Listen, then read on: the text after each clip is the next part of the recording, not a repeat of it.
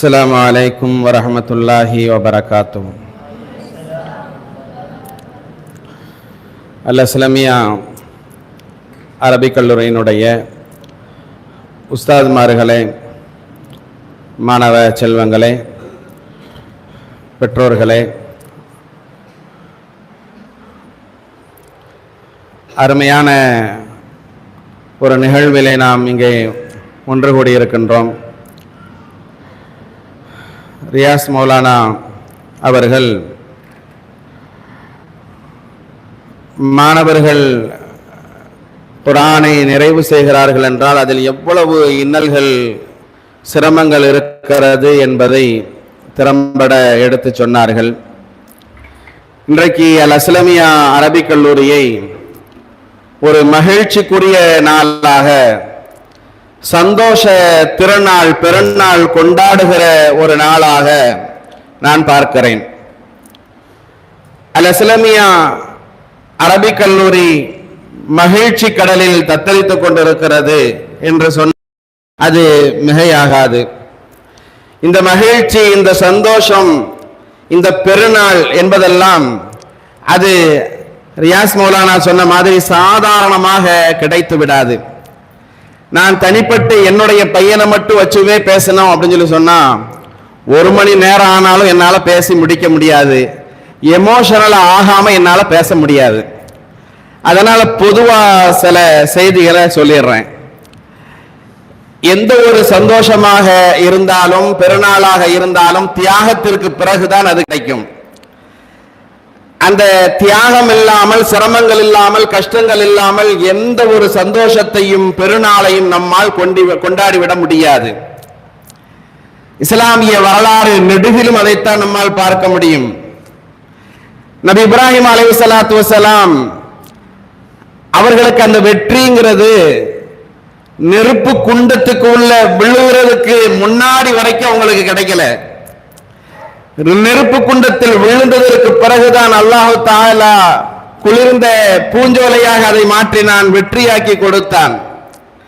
இஸ்மாயில் அலைஹிஸ்ஸலாத்து வஸ்ஸலாம் அவர்களுடைய கழுத்துல கத்திய வச்சு அறுக்கிற வரைக்கும் அவங்களுக்கு வெற்றி கிடைக்கல. கழுத்துல கத்தி வச்சதுக்கு அப்புறம் தான் இந்த பெருநாள், சந்தோஷத்திற்குரிய திருநாளே நமக்கு கிடைத்தது. மூசா அலைஹிஸ்ஸலாத்து வஸ்ஸலாம் அவர்களுக்கு அந்த கடல் பிளக்கப்படுவதற்கு முன்னாடி வரைக்கும் வெற்றி அவர்களால் பார்க்க முடியல. கடல் பிளந்ததற்கு பிறகுதான் சந்தோஷத்தை, வெற்றியை அல்லாஹ் தஆலா மூசா அலைஹிஸ்ஸலாத்து வஸ்ஸலாம் அவர்களுக்கும் அவருடைய கூட்டத்தார்களுக்கும் கொடுத்தான். யூனுஸ் அலைஹிஸ்ஸலாத்து வஸ்ஸலாம் அந்த மீனுடைய வயிற்றுக்குள்ள போகிற வரைக்கும் அவர்களுக்கு சந்தோஷம் கிடைக்கல. அந்த வெற்றிங்கிறது அந்த மீன் வயிற்றுக்குள்ள சிக்கினதற்கு பிறகுதான் அல்லாஹ் சுப்ஹானஹு வ தஆலா அவர்களுக்கு அந்த சந்தோஷத்தை, வெற்றியை கொடுத்தான். அப்போ சிக்கல்கள், பிரச்சனைகள் எல்லாவற்றையும் தாண்டினால்தான் அந்த மிகப்பெரிய அந்த சந்தோஷத்தை, மகிழ்ச்சியை, பெருநாளை நம்மால் கொண்டாடிவிட முடியும்.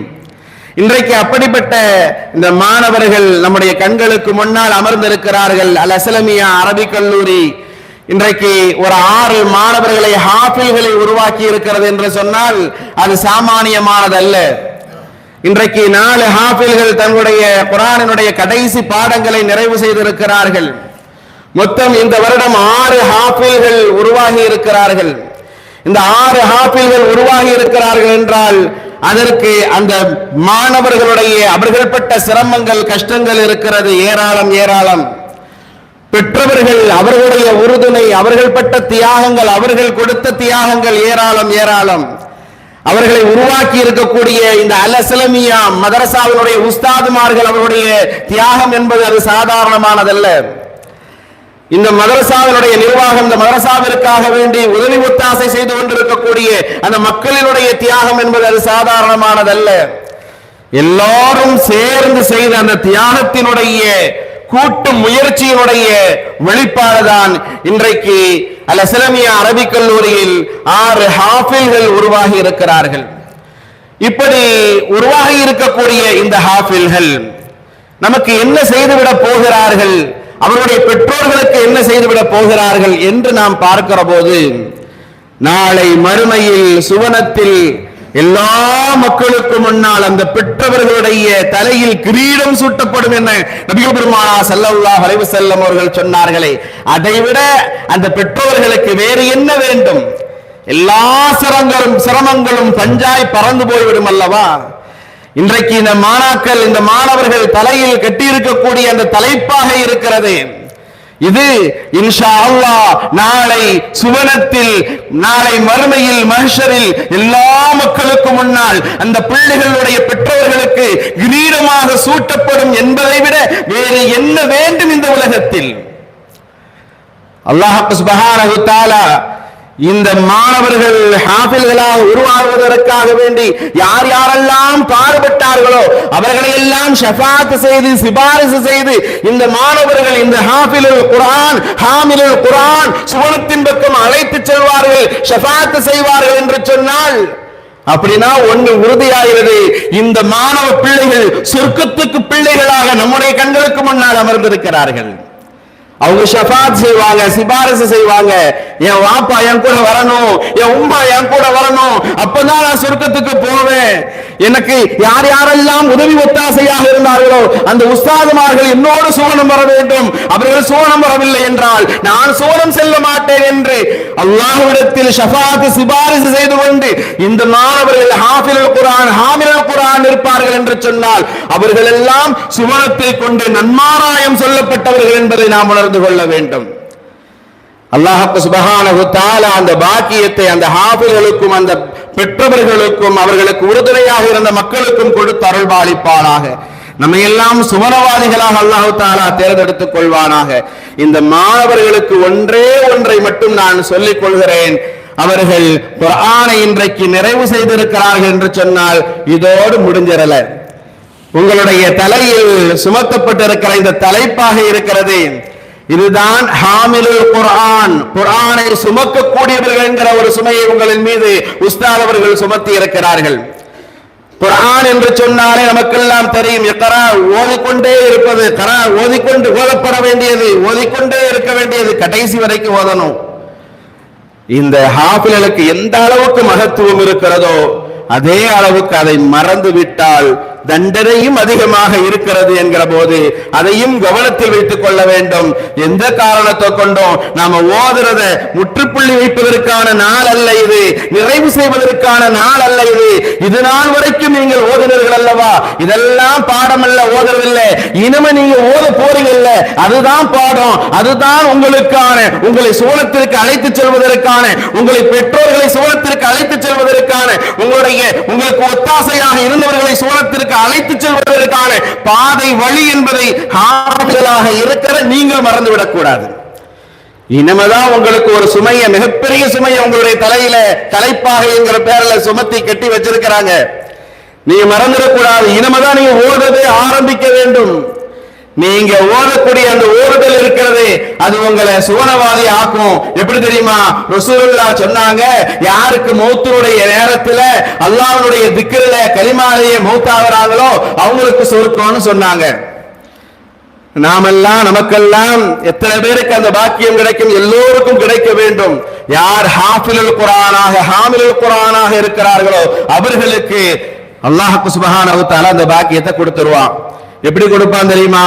நீங்க எப்பொழுதும் ஓதிக்கொண்டே இருக்கக்கூடிய, அவராதாக ஓதுவதை அவராதாக வளமையாக ஆக்கி கொண்டிருக்கிற அந்த பழக்கத்தை நீங்கள் ஏற்படுத்திக் கொண்டே இருந்தீர்கள் என்று சொன்னால் நீங்கள் வாழ்நாள் முழுவதும் ஓதிக்கொண்டே இருக்க வேண்டும். நடையாக இருந்தாலும் பயணமாக இருந்தாலும் எல்லா கால சூழ்நிலையிலும் நீங்கள் ஓதிக்கொண்டே இருக்கிற போது நாளைக்கு ஒரு கட்டம் வரும், எல்லோருக்கும் மௌத் இருக்குது, மரணம் இருக்கிறது. மரணத்திற்கு முன்னாடி நம்முடைய உடல் உறுப்புகள் எல்லாம் செயலிழந்து போய் நாம் கடக்கிற அந்த நேரத்தில் நம்முடைய சிந்தனைகள் எல்லாம் மாறிவிட்டாலும் கூட பக்கத்தில் இருக்கக்கூடியவர்கள் எல்லாம் கலிமாவை சொல்லி தருகிற அந்த சமயத்தில், அந்த நேரத்தில் எத்தனை பேருக்கு அது ஞாபகத்தில் இருக்கும், காதல விழும், அந்த கலிமாவை சொல்ல முடியும். ஆனால் அந்த மரணிக்க இருக்கக்கூடிய அந்த மனிதர் ஒரு ஹாஃபிலுல் குர்ஆனாக இருப்பார் என்று சொன்னால் வாழ்நாள் வாழ்நாளெல்லாம் ஓதிக்கொண்டே இருந்தவர். வாழ்நாளெல்லாம் ஓதிக்கொண்டிருந்ததின் பலனாக, அதனுடைய விளைவாக அவர் அந்த சக்கராத்தினுடைய நிலையில் இருக்கிற போது யாரும் அவருக்கு அல்லாஹ்வினுடைய திக்ரை, அந்த கலிமாவை சொல்லிக் கொடுக்க வேண்டும் என்கிற அவசியம் இல்லை.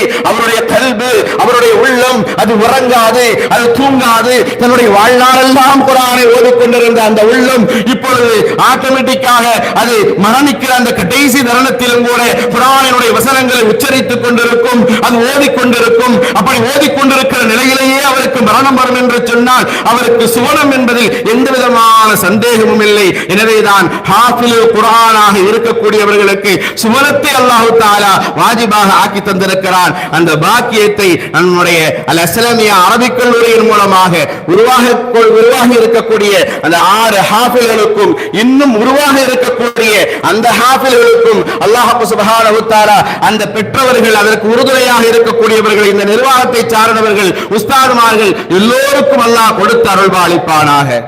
உங்களுக்கு ஒண்ணு சொல்லணும் அப்படின்னு சொன்னா, ரசூலுல்லாஹி ஸல்லல்லாஹு அலைஹி வஸல்லம் எதையுமே அதிகமா கேட்டதே இல்லை. மாணவர்களாக இருக்க உங்களுக்கு சொல்லணும்னு சொன்னா, ரசூலுல்லாஹி ஸல்லல்லாஹு அலைஹி வஸல்லம் துஆ கேட்கிற போது நாமெல்லாம் எப்படி துஆ கேட்போம்? யா அல்லாஹ் எனக்கு பணத்தை தா, காசை தா, அதை தா, இதை தான்னு கேட்டுக்கிட்டே இருக்கிறோம். நான் அதிகமா யா அல்லாஹ் என்னை பணக்காரனாக்கி, எனக்கு 2 வீடு வேணும், 3 வீடு வேணும் அப்படிலாம் கேட்டுக்கிட்டு இருக்கிறேன்.